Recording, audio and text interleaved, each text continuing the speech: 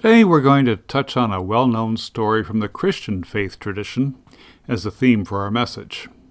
It's a story that we usually hear around Christmas time, but which might be very relevant right about now in these troubled times.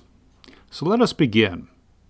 Many people, including kids, suffer from something we call stage fright.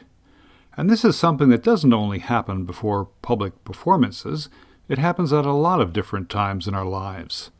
Important times like right before getting married, or going in to talk with a boss, or meeting some new people for the first time, or even more ordinary occasions like going out shopping, visiting the dentist, or driving a car. And now, especially in these days of coronavirus, when fear is all around us, everywhere we turn, we're even afraid to go out of our front door for fear of catching this dread disease that has already struck down countless people. This kind is about the most extreme degree of fear we may experience in our entire lifetimes.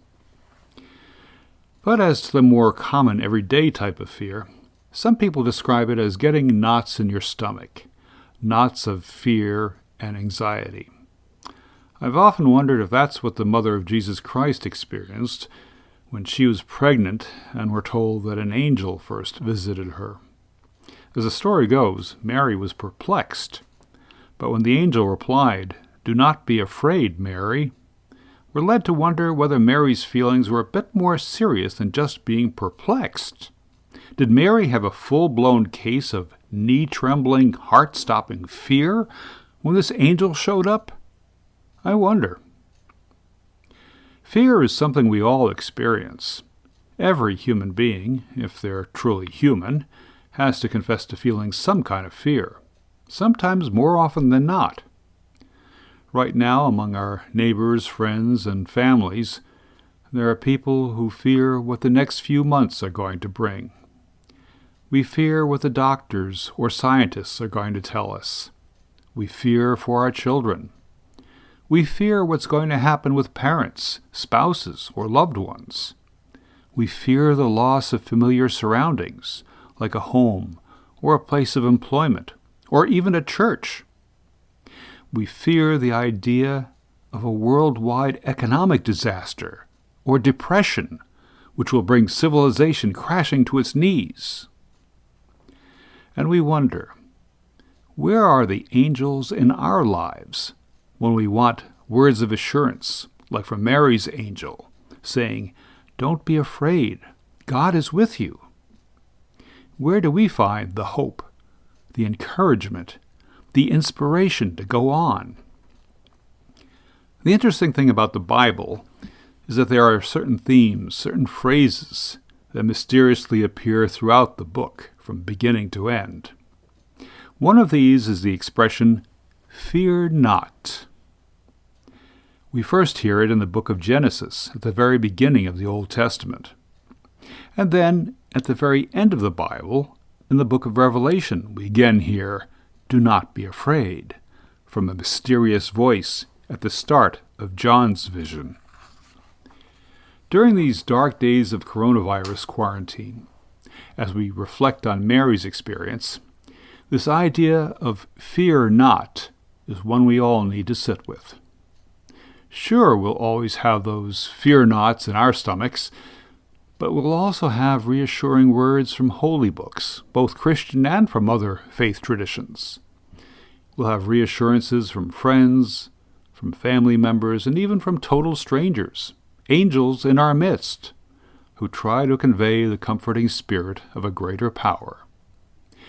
It's been said that we don't worship because God or some other spirit of the universe makes our path smooth, but because instead we're being given the grace and determination to keep going, to keep walking, even when the path is rocky, even when so much is so confused and so uncertain, even when the spirit of a greater power rumbles deep within our hearts and souls, trying to stir us out of our resignation and despair.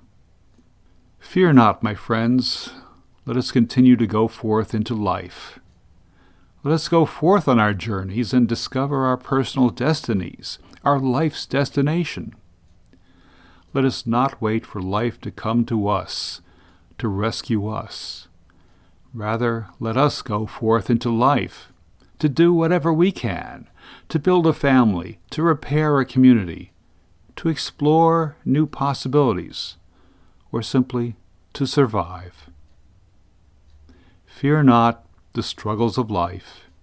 Fear not the doubt that challenges all faith. Fear not the pain that comes with love, and the hurt that comes with compassion. Fear not the unknown. Fear not endings or new beginnings. Let us go forth and fear not. How? By always reminding ourselves that we are a marvelous creation, human beings who are gifted with intellect and free will, compassion and responsibility, conscience and creativity. That what we do does matter. Our lives do count for something. As the angel told Mary, nothing will be impossible. Not even the worst nightmare that brings about knots of fear in our bellies. Perhaps we need to think of these instead as love knots. Love knots, a symbolic bow or ribbon worn as a token or reminder of our love. And in our love of a greater power and our love of each other, let us echo the words of Mary, who said, "Here am I, the servant of God. Let it be with me according to your word." Amen.